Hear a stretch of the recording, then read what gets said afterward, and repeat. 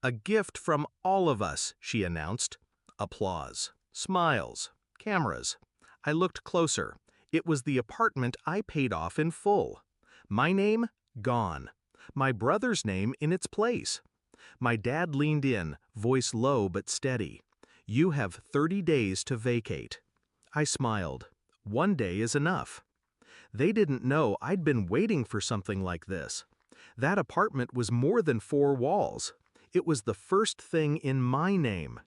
Years of double shifts, skipped vacations, and walking instead of driving. I'd paid cash for every stick of furniture, every fixture, every appliance inside it. And yet, the deed had been reassigned. I didn't need to ask how. My family had a long history of calling my contributions gifts when they wanted to take them. They thought I'd protest, plead. Instead, I walked out of the party before dessert. By sunrise, the removal crew was outside my door. Not the kind that asks questions, the kind that works fast and keeps receipts. Cabinets? Gone. Fixtures? Gone. Light bulbs unscrewed and packed. Flooring ripped from the underlayment. I took the washer and dryer I bought, the fridge, the oven, even the curtain rods.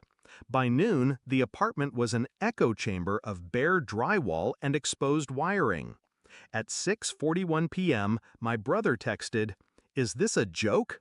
I replied, "Not yet, but tomorrow's delivery might be."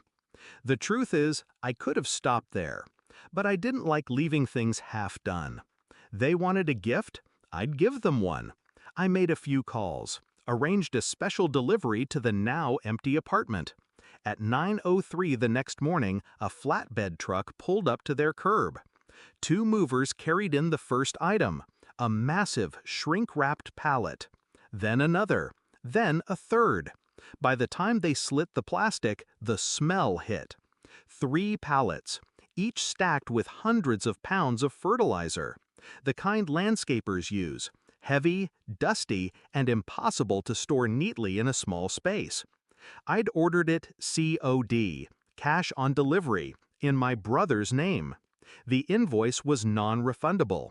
While they argued with the delivery team, I was already gone, coffee in hand, watching from a cafe across the street. You might think this was pure spite. It wasn't. It was instruction.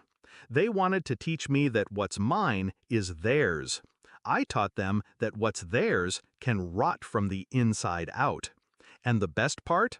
None of it was illegal. The apartment was theirs now. The fixtures, flooring, and appliances were mine. I had receipts for every piece. The fertilizer? Just a confirmed order sent to the owner's address. That afternoon, my father called. "This is childish," he said. "No," I replied. "This is closure. You've embarrassed the family." "No," I said again. "You did that when you stole from me." Silence. Then the line went dead. But the fallout didn't end there. With the apartment gutted, my brother had to push back his move-in date. Contractors wouldn't touch it without full payment up front. The gift became a burden. My parents had to explain to the extended family why the big surprise wasn't ready. They couldn't spin the story without revealing my role. And revealing my role meant admitting what they'd done. 2 weeks later, my aunt called. She opened with small talk, then circled around to the point. "Couldn't you have handled it quietly?" she asked. "I did," I said. "You just heard the loud part." I never went back to that apartment, never saw it finished. But I heard things. How the smell of fertilizer lingered for weeks. How my brother had to replace everything from the wiring to the subfloor before he could move in. Every update was another reminder I'd left my mark without ever setting foot there again. Some people think revenge is about rage. They're wrong. Rage burns too fast. Revenge is about control, about walking away before they even realize the trap was already set. That day at the baby shower, when my mother smiled for the cameras holding that deed, she thought she'd rewritten the story. She didn't realize I was already holding the pen. They gave me 30 days. I took one, and I made sure they'd remember every single hour of it.